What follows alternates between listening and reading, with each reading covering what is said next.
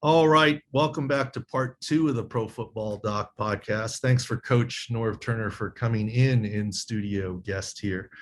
Part two, we'll go over some fun things and have some fun there. Hopefully you all got a glimpse of Coach's personality. I promise you, different guy in the locker room, different guy in team meetings than what the media saw of him. As you could see, he didn't care. He said it was about the locker room and he wasn't trying to win any points outside of it. And that's the most often answered question or asked question I get from fans in San Diego about Coach Turner. Let's talk for a second about why I love Twitter and why I hate Twitter. There's a lot of times I've mentioned I hate Twitter because I don't know, it's sort of like social media Yelp, right? People, like, I'll say something and about, let's say, COVID, and half the audience will say, why are we worried about it? You know, athletes don't get sick from it. And then the other half will say, you know, 500,000 people died and it's horrible and I can't believe we played sports.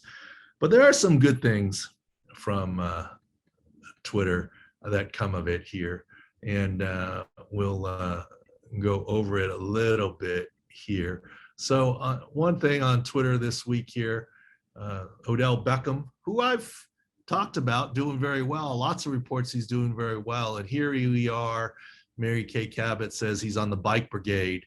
And all I said was, you know, I expect he'll be ready for the start of training camp. He's been doing well and his videos show great progress, good reports, but clearly it's a fallacy. He's not 100%, right? I mean, I'm just stating fact there. And, you know, this is one of the reasons I love Twitter. I got a nice DM from OBJ saying, yeah, that he, you know, he's going to do this the right way. And it's only 7 months. And he actually wanted to practice, but the team said no, and he wants to do things the right way. So, look, I think Odell's doing great. I think he's going to do well this season. He's on track. But here, that's what I love about Twitter. I've never really met the man. I think I went to one Super Bowl function that he was at, but he wouldn't remember. But you're able to establish and connect this way. And that's one of the things I do like about Twitter, even though it has become divisive. What else do we like about Twitter? Sometimes there's some fun content out here. Those last couple days, look, even though it's a dead period for football, a lot of Tom Brady content out here. You had Julian Edelman, his own teammate, giving him grief. QB number 12, he brought out the rankings from a video game back in the day, that he didn't even have a name. He was just QB number 12. And now, of course, he's TB12, saying he's come a long way. And I think that was pretty fun. And that brought out some other fun involving Tom Brady that I think was funny. I don't know if you guys seen this one coming from Eli here. Where do football players shop for a uniform? Foot Locker? New Jersey. Oh, is that allowed? I think that's allowed. Oh, here goes the zinger. Is that your laugh? Yeah, I got this stuff. Yeah, can't laugh. All right, I'm up 1-0. All right. Did you hear about the kidnapping at school? Did not. It's fun. Well, I'm playing the wrong segment here, but in the interest of time, he's talking about Tom Brady and his favorite type of wine. And Eli Manning says that he can't beat the New York Jets. So I think that's funny and all in good humor. But here's another one involving Tom Brady. And I say this in fun. I have the ultimate respect for the GOAT. Only good from Chris Sims, a fellow quarterback. The only good thing about Nick Foles joining the Bucs is that Tom Brady might finally shake his hand. Interesting. But let me tell you, Tom's not beyond doing his own zingers. And so more power to Tom. Love him. Check this one out. One of the teams, they weren't interested at the very end. I was thinking, you're sticking with that. Anything you've ever heard me say. So, yeah, he said it. One of the teams that weren't interested at the very end, you're sticking with that mother blanker. So Tom can take it and Tom can dish it out. And I think all that's in good fun, at least on Twitter. Don't hate me. I like Tom Brady. I just think that anything he does and some of this stuff is really quite newsworthy, etc. Let's talk seriously for a second about COVID and what's happening across the NFL. You know, all these new COVID rules differentiating fully vaccinated individuals and unvaccinated, daily testing for unvaccinated, no in-person meetings, masks, etc. Look, there's a tremendous competitive advantage to taking the COVID vaccine at this point in time. And I'm not arguing whether a player needs it or doesn't need it, and young, healthy, this, that, the other. I took the vaccine. I'm in healthcare. I'm not trying to argue that. I'm just saying that there's going to be a lot of peer pressure to take it for the team. This is despite Nicole Beasley's, saying he doesn't want to, and that's his right. But in the end, I think this is what's going to happen. And Albert Breer talked about it. Player rate went from 30% to 55% fast. There are three teams that are at 85%. What I believe is and will happen is the Cole Beasleys of the world and others will continue to exercise their right to not take the vaccine. But what's going to happen is there's a lot of others that are on the fence. And if you don't have a mandatory sit-out period, in other words, you can play in that game on Sunday if you took the vaccine, that's compelling. If you can walk around the facility and meet, gather with teammates, eat, meet, etc., that's compelling. And guess what? They just had mini camps in person. And it's very clear who took the vaccine and who didn't. The guys walking around in masks either have not taken the vaccine because they're required to wear the masks, or they just like wearing the mask. So we know, players know in a locker room who took the vaccine and who didn't. And I think team leaders are going to say, guys, look, you may not believe in it, but I get it. You may have some worries, but this is what's best for us to win. And it's the same message last year. If you follow the rules and don't go out, this is what's best for us to win. So I think the vast majority of teams are going to come in that 85% threshold. And that still means that there's plenty of room for individuals like Cole Beasley to be able to do what he wants to do. Let's move on to the next topic here. On the next topic, before we get there, let's talk about this.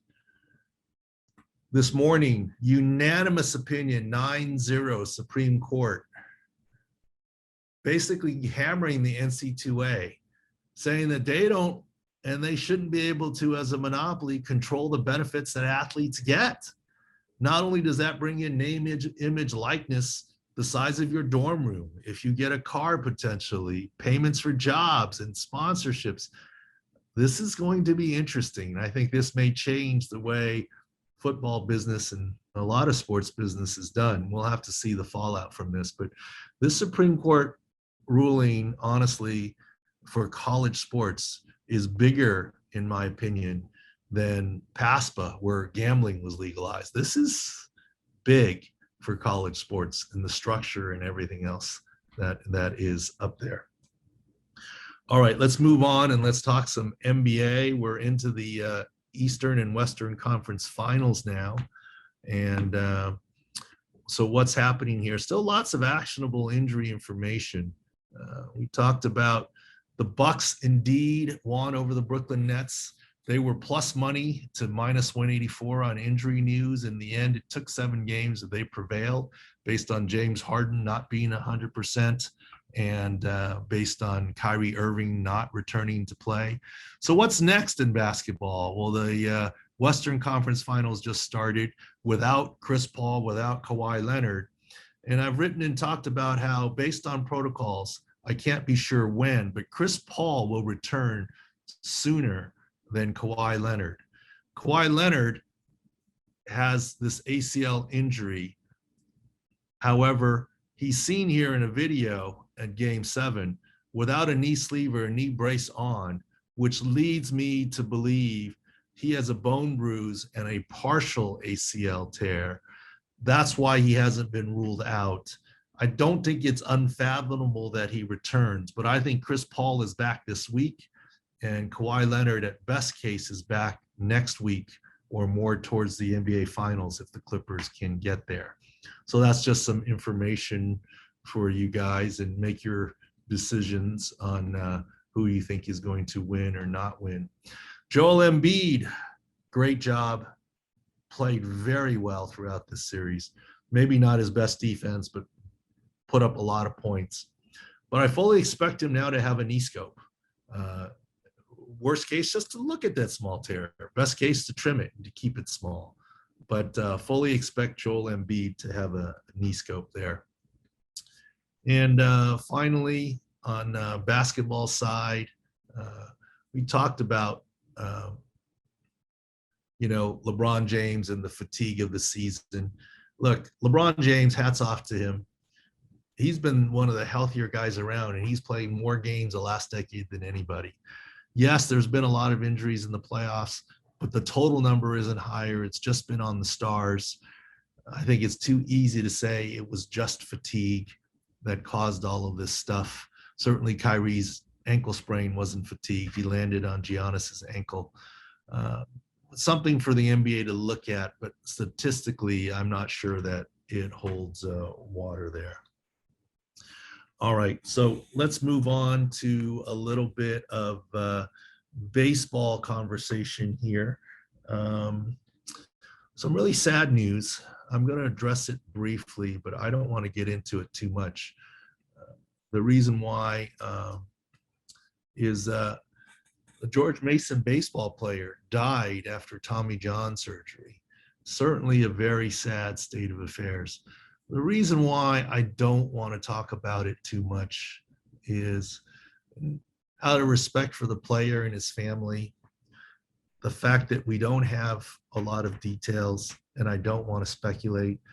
But also, he wasn't a high-profile college guy. He didn't put himself out there, so I think he deserves some privacy. The rumors that are out there say maybe it was from a blood clot. Look, bottom line is, the reminder is, surgery is not without risks, whether it's anesthesia risk or potential blood clot risks. Be careful with it. Godspeed with it all. And I feel bad for this kid and especially his family, right? A Tommy John surgery is not supposed to end that way at all, whether it was a blood clot or not. And blood clots aren't even that common in the upper extremity. They exist. Certainly an unusual set of circumstances. All I offer are prayers and thoughts to his family. And for that reason, don't get mad, but I'm trying to leave that alone. Going to more baseball things and baseball topics, let's talk a little more about Tyler Glasnow. The crackdown on foreign substances, the crackdown on spider tack and everything else. He says all he used before was sunscreen, but that now since there's a strict ban, that's maybe how he had to grip the ball harder and he hurt his UCL. Is that correct? I don't know. Does he have to grip the ball differently? Probably, and he would know best. Can subtle changes cause downstream other injuries?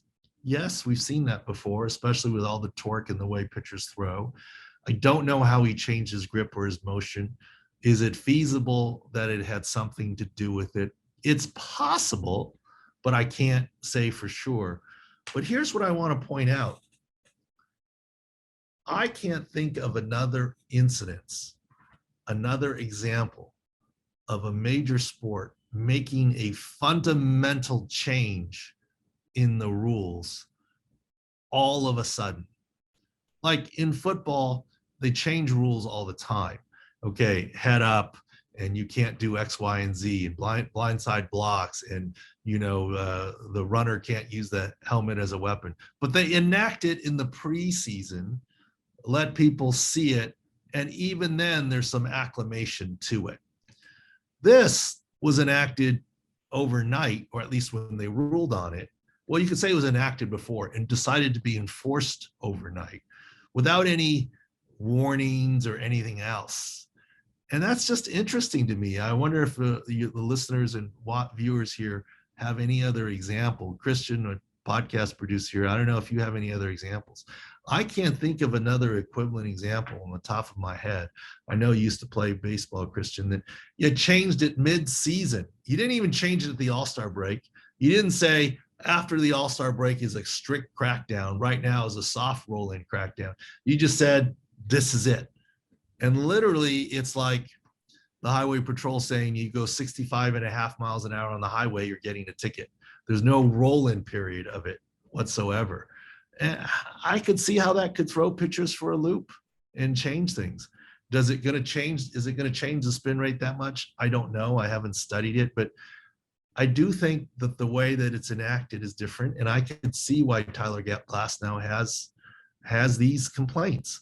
But a fundamental enforcement of the rule change like this overnight in a major sport, I think is relatively unprecedented.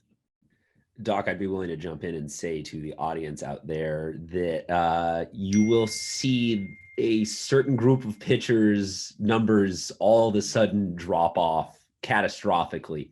And you could probably take some good overs on a couple of games because hitters will definitely be having some good days.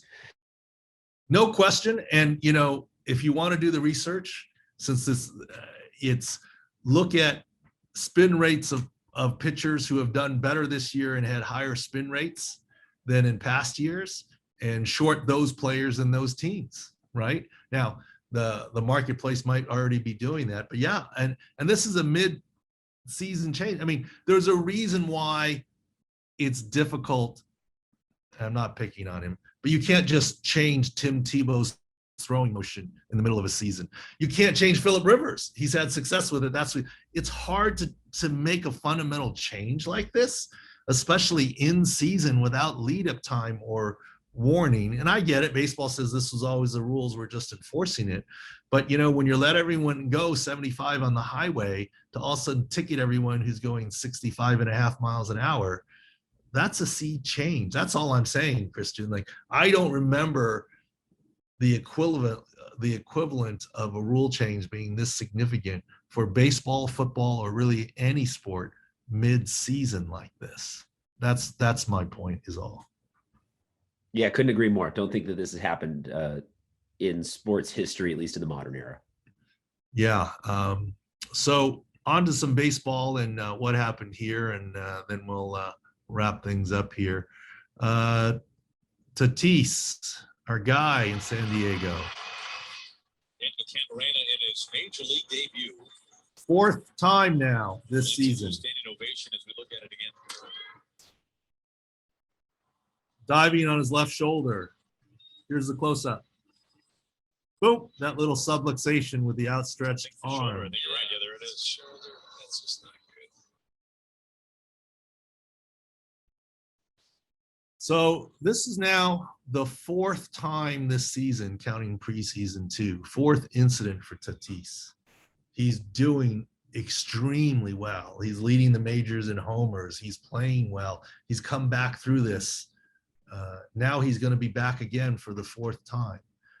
I'm not saying the Padres are wrong. I'm saying that the Padres are pot committed, and because if he has surgery, he's done for the season and ready for next season, whether that's now or a month from now or 2 months from now.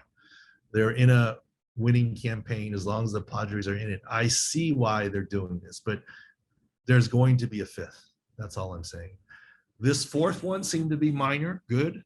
There's going to be a fifth until he has surgery. And surgery is a matter of when, not if, what we've talked about before. This video fits the same pattern. Seems like this time wasn't as bad, which is good. No, because he's not even hitting the injured list for 10 days, just a couple games off and back in. But unfortunately, there's going to be a fifth and maybe sixth time. And hopefully there won't be further damage. I'm sure the Padres are following it. And that's the story for baseball and Tatis. And one final fun video that we'll end on. I just don't remember ever seeing this, so I wanted to share this with everybody. Let's analyze this fun video and see if you can tell me what happened here. Here's Machado. You guys see that?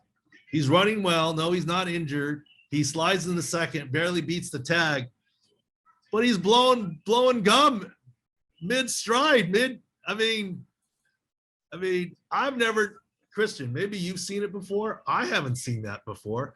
Look, Little League 8U Pinto machine pitch baseball. I'm trying to tell my son, don't chew gum, no sunflower seeds, pay attention.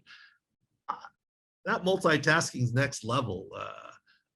What do you think about that, Christian? I've never seen that. I can jump in with one other example that I've seen before, and that was, the year is escaping me, but Joe Mauer was in the All-Star game. I want to say this was like 08, 09, and he got caught in a rundown between second and third, and blew a bubble multiple times while going back and forth. And they asked him because the All-Star game, everyone's talking to the media the whole game and whatnot. They asked him, hey, did you know that you were blowing the bubbles? And he goes, no, I wasn't. And they played him back the video and he goes, well, I've chewed gum playing baseball my whole life. So that just happened. But yeah, that's a pretty amazing thing to have Machado doing that.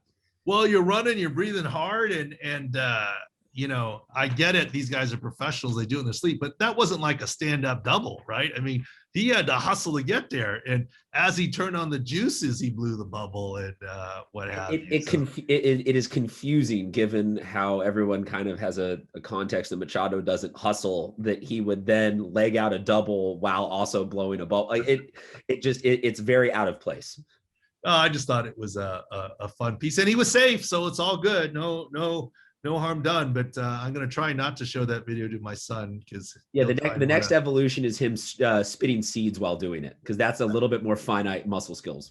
But I just thought that was very impressive. I saw that and went, what is going on here? But he's blowing a bubble. But and this is a game. I mean, Mauer at least was an all-star game, right? I mean, more. It just seems like a choking hazard to me. It just seems dangerous. It seems if you're making $300-something million, that the team would keep gum out of your mouth while you're running. Let's not get too dramatic, right? I mean, he's not going to choke and die from the gum. I mean, my 4-year-old swallows gum all the time, and we tell her not to, but she survives. So I'm not worried about that. I just thought it was interesting. I mean, look, I'm going to have to try it. I mean, I don't think I could. I mean, look, it's a joke. Walk and chew gum. I mean, run and chew gum and blow a bubble.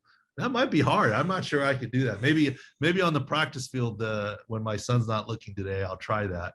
Of course, I'll run like at 1/10 speed of Machado. Christian, we actually did a father-son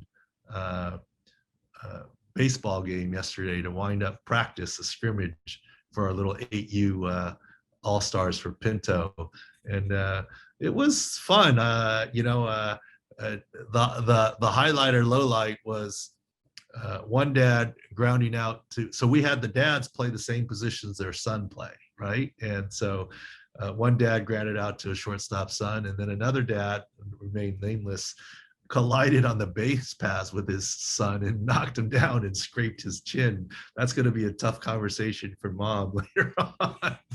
But we had fun. It was good time. It was a good Father's Day. You guys win? Of course, we're not keeping score, right? It's a kinder, gentler thing. One dad was really into it. He hit a home run. I was like, dude, you need to bat left-handed. It's machine pitch, right? And you're using their tiny little bats. I hit a ball into, one hopper into left field first time up. And the next 2 times I got up, I actually hit left-handed. I mean, I got 2 grounders hitting left-handed. I mean, I'm not a baseball guy, Christian. I just was like, they're 8. Come on, let's have some fun. It's okay. And we had some fun. And then I think we rigged it that they won in the end, but it was all good. All good. All right. Thanks for listening and watching Pro Football Doc podcast. Thanks to Norv Turner. It's always fun to talk about some stories and then talk about some other sports here on Pro Football Doc podcast. We're hot and heavy planning for this coming football season. Lots of new things going on. Excited to bring that into play with everybody. So keep watching, subscribe at YouTube, and we'll see you again next week on the Pro Football Doc podcast.